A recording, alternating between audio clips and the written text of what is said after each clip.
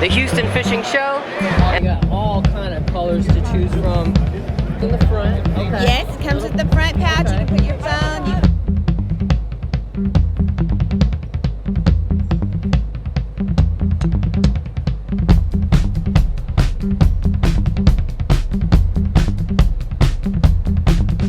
All right, we are at the 2026 Houston Fishing Show, as you can see behind me. And all right, so we're inside the building where it's not as windy. I don't know if she needs to vendor. Hey. Now we are here with Texas Best Wading Vest. No, I meant your name. Oh, Jessica. Jessica. What's up, Jessica? What's so up? she's representing Texas Wading Vest. Yes. And how much is a vest? Ooh, look at that. How much is the vest? How much is one of those particular vests? It's $134.99. Okay. And it's on sale, 10% off. Okay. Yes. That sounds like a good deal. It's got all the features. It keeps you high and dry. Look, above it the has all these waterline. pockets right here. What are all the Yes. pockets? This is where you can put all your accessories. You can put your pliers. What is that for a drink? What is that? This you can add anything to. It's like a D-ring, but Okay, and yeah. there's a little bag in the front. Okay. Yes, it comes with the front pouch. Okay. You can put your phone. You can put soft plastics. This opens up right here. And can this hold like a saltwater rod right here? What is this design? Oh, it's 2 rods. It's 2 rods. You can have 2 setups. Okay. Super tight. And what's this thing? Oh, that's the tackle box? That's the tackle box. Okay, so you see, guys, it has the tackle box right there. You got everything So, you need. You can yeah. put anything you don't care about getting wet in here. Oh, Leader that's the material. watertight thing right there. Soft plastic. Okay. Yep. Well, guys, if you're in the market for a vest, I really think you should come to the Houston Fishing Show and come get one of these vests from Jessica. Thank right? you. All right. Y'all See have a you. good show. See you.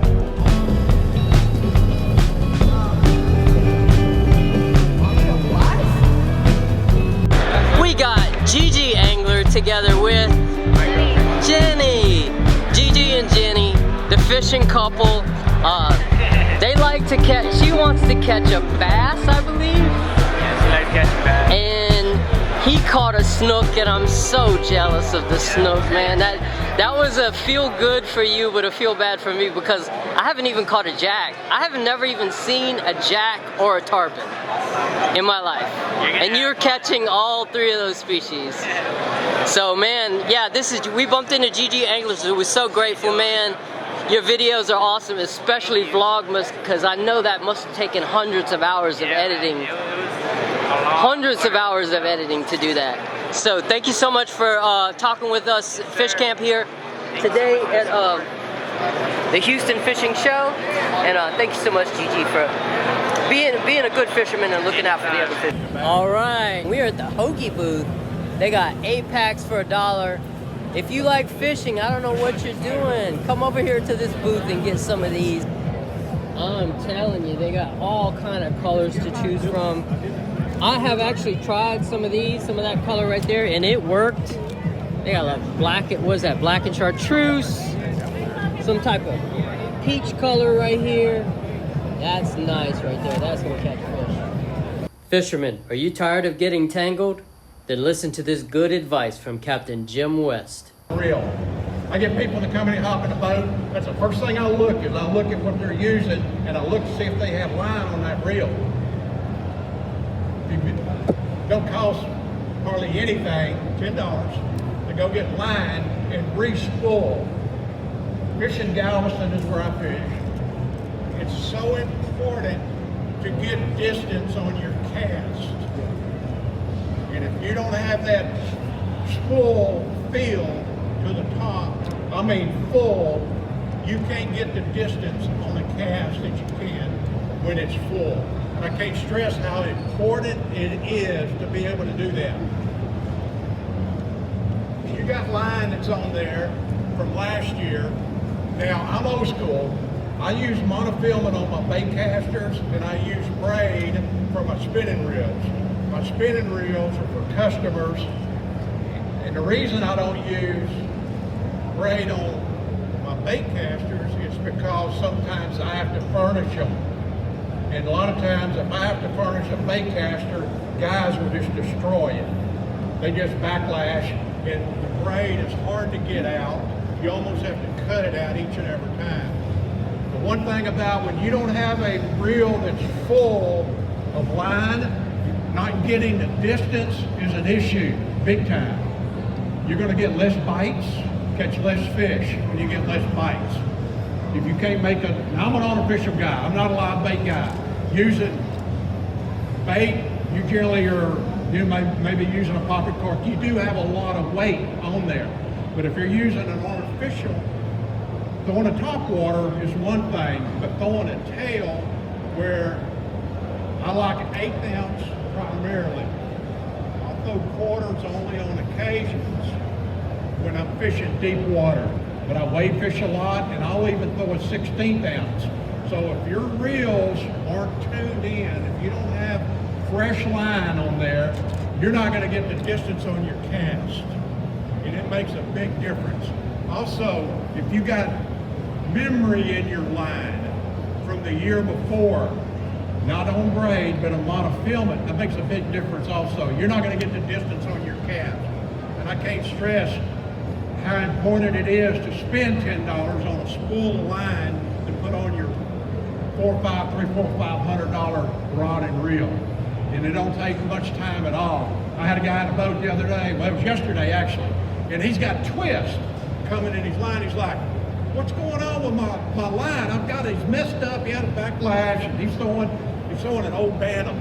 And I said, well your lure, your tail, evidently is not straight on the hook. And he's like, well, what do you mean it's not straight on the hook? And I said, look at your lure.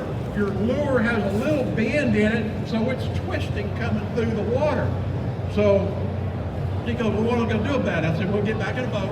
And we did, we got back in the boat. I cut the lure off, and I let it out because we were moving, because we'd made a wave, we didn't do any good there, so I went to a train, and we got out, but I wanted to take his line. I took every bit of the line off the reel, almost all of it, and I just, all right, I'm going probably 5-10 knots in the boat. So it stretched it out, took all the twist out, and handed him the rod, and let him reel it back in. He's like, wow, what'd you do? You know, and I said, just tie the bait back on and we'll go with it.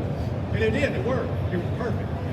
And that right there, Lake Conroe cheat sheet, guys. Here at the fishing show, we found the cheat sheet, and I just wanted to give you a glance at it right there so you can see there's some good information on there. Right there, whatever that is, that orange, you know, they would consider those marshes. Going to West Cove, south part of West Cove, Oyster Lake, Oyster Bayou, that marsh area. So on the west side of West Cove, they got a couple cuts in there that feed marsh. There's some of it's refuge. You know, that's fished that a lot. Right there close to the lodge, Joe's Cove. That, I don't know if y'all fish that area, but that, when we say if we caught them in the marsh, that we consider that as well. Fishing those areas. And you know, you may, and not just catching redfish, I mean, you catch everything in these marshes, especially at the time of year. You know, I like to fish the marsh for trout, especially.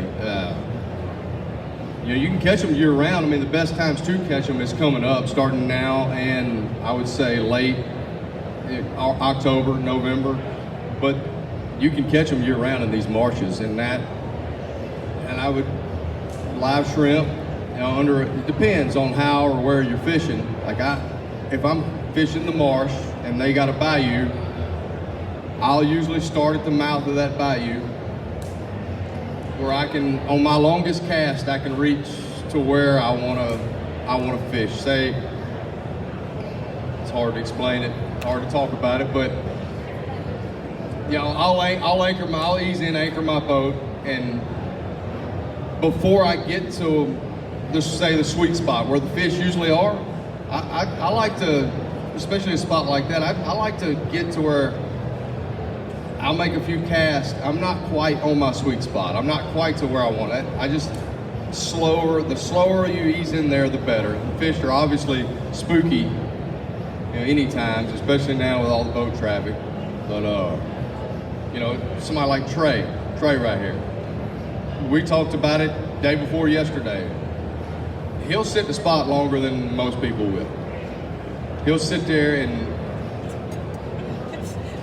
And it works out for him. He catches fish. And one of his thought processes is, and I agree with him, is he pulls up to this spot, anchors up, starts fishing.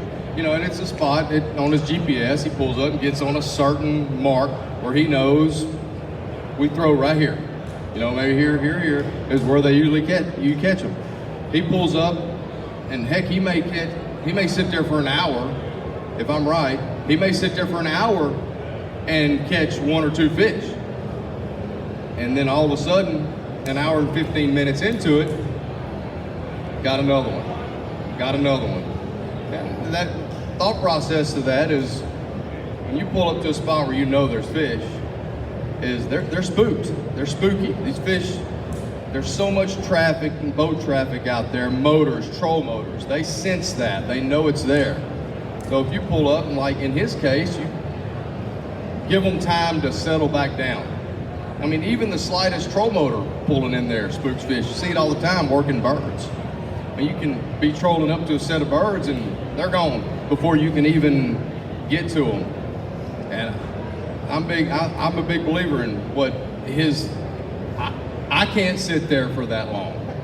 I can try, but his technique works.